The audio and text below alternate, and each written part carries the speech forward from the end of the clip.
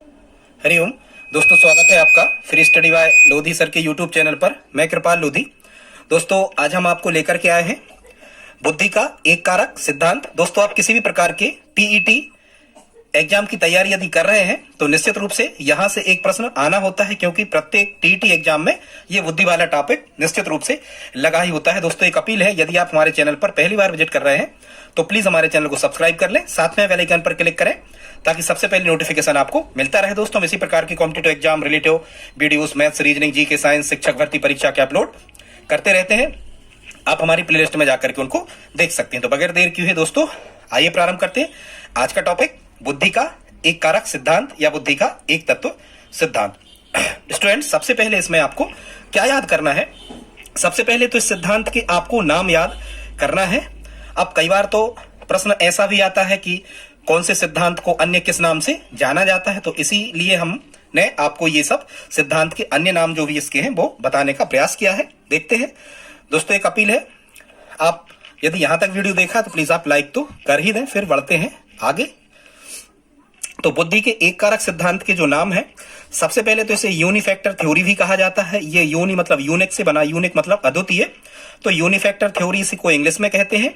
इसे बुद्धि का एक तत्व सिद्धांत या बुद्धि का एक खंड सिद्धांत या बुद्धि का अखंड सिद्धांत या बुद्धि का अविभाज्य सिद्धांत या बुद्धि का निरंकुशवादी सिद्धांत या बुद्धि का जी कारक सिद्धांत मतलब जनरल कारक सिद्धांत, जी फैक्टर सिद्धांत या बुद्धि का प्राचीन सिद्धांत या बुद्धि का एक घटक सिद्धांत। देखो, जहां भी आप देख रहे हो एक शब्द ही लगा हुआ है, केवल ये निरंकुशवादी और प्राचीन को यदि छोड़ दिया जाए तो अखंड का मतलब भी जिसको खंडित ना किया जा सके मतलब एक ही है। तो ये स्टूडेंट्स क्या हो गए, इस सिद्धांत के अन्य नाम हो गए। ये सभी के सभी एक कारक सिद्धांत या एक तत्व सिद्धांत के अन्य नाम हैं। अब हम देखते हैं स्टूडेंट्स, ये जो बुद्धि का एक तत्व सिद्धांत है ये किसके द्वारा दिया गया है? तो ये सिद्धांत दिया गया है 1905 में फ्रांसीसी मनोवैज्ञानिक अल्फ्रेड बिने ने दिया तो था ये सिद्धांत 1905 में। इसके बाद 1908 में इसमें संशोधन हुआ, 1911 में इसमें संशोधन हुआ, लेकिन इस सिद्धांत का जो प्रचलन हुआ स्टूडेंट्स ये हुआ 1900 कब से 11 से। तो ऐसे याद रखना स्टूडेंट्स, एक बिने मतलब एक कारक सिद्धांत बुद्धि का किसके द्वारा दिया गया? बिने के द्वारा। अब आप इसको कैसे याद रख सकते हो स्टूडेंट्स? प्रत्येक व्यक्ति के जीवन में एक आदमी, एक व्यक्ति ऐसा होता है जिसके बिना उसका कार्य नहीं चलता है। तो एक व्यक्ति बिना ऐसे करके याद रखना, एक कारक सिद्धांत बिने ने दिया है, या फिर एक बिने दुई मैन, एक दोहा टाइप का है, आगे हम आपको बताएंगे, एक बिने दुई मैन, ऐसे भी आप इसको याद रख सकते हो। तो एक कारक सिद्धांत किसने दिया? फ्रांसीसी मनोवैज्ञानिक अल्फ्रेड बिने के द्वारा दिया गया। कई बार स्टूडेंट्स प्रश्न कैसा आता है कि एक कारक सिद्धांत किसके द्वारा दिया गया और वहां पर अल्फ्रेड बिने का नाम नहीं होता है, तो फिर इस सिद्धांत में हमें याद क्या रखना है? या तो फिर यहां पर लिखा होता है टर्मन, या फिर होता है एविंगहास, या फिर होता है स्टर्न, जिनने बिने के जो बुद्धि परीक्षण था उसी से ये रिलेटिव है।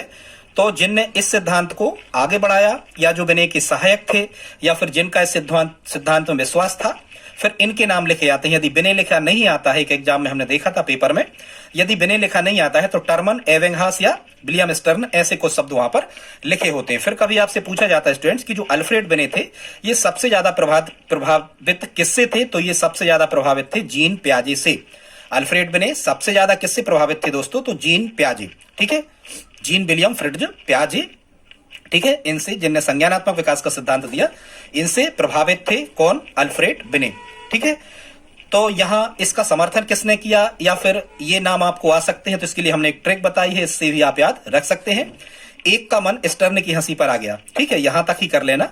एक का मन, किसी एक का मन स्टर्न की हंसी पर आ गया, तो ये एक का मतलब क्या हो जाएगा स्टूडेंट्स? एक कारक सिद्धांत, या फिर यहां लिखा है एक बार मतलब एक कारक सिद्धांत, यहां मन से बनेगा क्या? टर्मन ने इसको दिया है, ठीक है। यहां स्टर्न शब्द साफ साफ लिखा है तो स्टर्न ही आ जाएगा।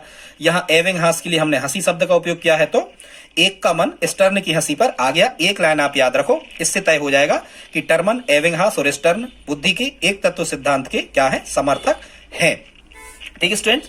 इस सिद्धांत का जो प्रचलन था वो कब अस्तित्व में आया? 1911 में। टर्मन 1911 में आया। बिने का जो मापनी थी या विनय का जो बुद्धि परीक्षण स्केल था उसमें परिवर्तन हुआ 1911 में। यह सिद्धांत ज्यादा प्रचलन में आया क्योंकि इसी 1911 में इनके आईक्यू टेस्ट का प्रकाशन हुआ था। अब हम देखते हैं स्टूडेंट्स कि ये जो बुद्धि का एक कारक सिद्धांत है ये क्या कहता है या इसके अकॉर्डिंग क्या होता है बुद्धि में। बुद्धि किन चीजों से मिलकर बनी होती है, बुद्धि क्या है, बुद्धि पर किस चीज का प्रभाव पड़ता है, कौन व्यक्ति को बुद्धिमान माना है विनय के अनुसार, इस टाइप से।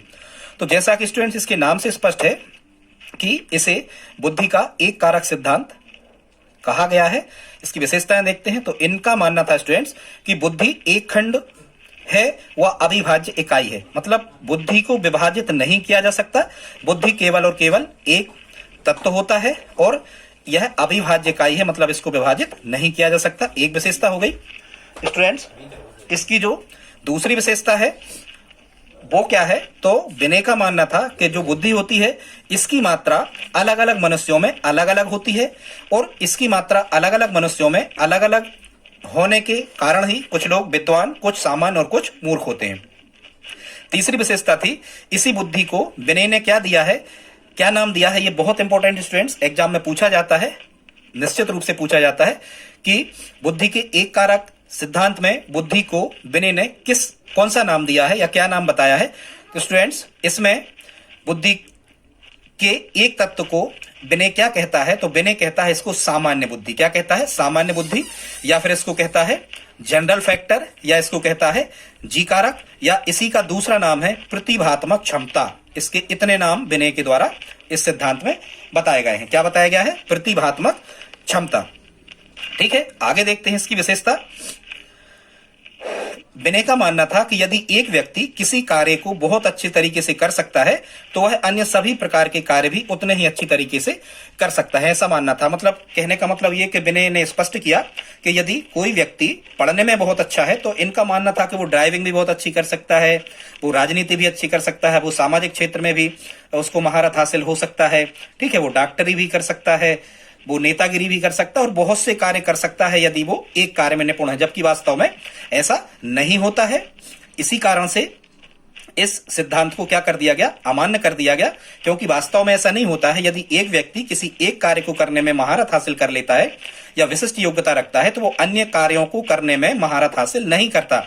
कोई भी व्यक्ति संसार का केवल एक ही कार्य को विशिष्ट या अच्छे तरीके से कर सकता है, बाकी अन्य कार्यों को अच्छे तरीके से नहीं कर सकता। जैसे हम कहें कि यदि कोई व्यक्ति बहुत अच्छा गा सकता है तो फिर वो गा ही सकता है, ये जरूरी नहीं है कि वो ड्राइविंग भी अच्छी से कर ले, वो शिक्षक के गुण भी उसमें बहुत अच्छे हों, वो इंजीनियर भी बन जाए, वो सामाजिक कार्यकर्ता, वो मनोवैज्ञानिक भी बन जाए। ठीक है, ऐसा नहीं होता, वो सभी प्रकार के कार्य नहीं कर सकता। इसीलिए इस सिद्धांत को अमान्य कर दिया गया। ये एक प्रकार का फेल सिद्धांत ही कहा जाता है। आगे देखते हैं। ये हमने आपको बता दिया कि सामान्य तत्व का और दूसरा नाम इन्होंने क्या बताया है, प्रतिभात्मक क्षमता, सामान्य बुद्धि या फिर जी फैक्टर, जनरल फैक्टर या सामान्य कारक। इनने बुद्धि को क्या माना है, उनने एक बुद्धि को सर्वशक्तिमान क्रिया माना है। फिर क्या शिक्षा में या शिक्षा मनोविज्ञान वैज्ञानिकों ने इस तत्व को या इस सिद्धांत को स्वीकार किया है, तो बिल्कुल नहीं किया है। बाद में सिद्धांत को अमान्य कर दिया गया। अब हम देखते हैं कि इस सिद्धांत को अमान्य करने के कारण क्या क्या थे, इसकी आलोचना के कारण क्या क्या थे।